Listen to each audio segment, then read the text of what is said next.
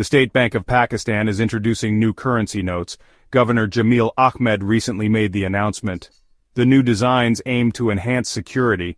They will also celebrate Pakistan's cultural heritage. The current series of banknotes has been in circulation for some time. This change is a significant development for Pakistan's economy. The new notes will gradually replace the old ones.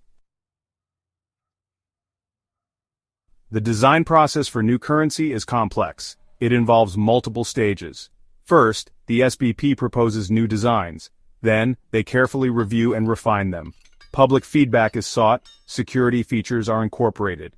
After finalization, the notes enter production. The printing process is meticulous. Quality control is paramount. The SBP will announce the release date soon. The SBP will issue the new notes in phases. This approach ensures a smooth transition. It also minimizes disruption to the financial system. The new notes will circulate alongside the existing ones. The denominations of the new notes will remain the same. This will help people adapt easily. The familiar faces on the notes will also stay. Beyond physical currency, the SBP is also exploring digital innovations. The central bank is developing a central bank digital currency, or CBDC. This digital rupee aims to modernize transactions. The CBDC will offer potential benefits such as faster processing times.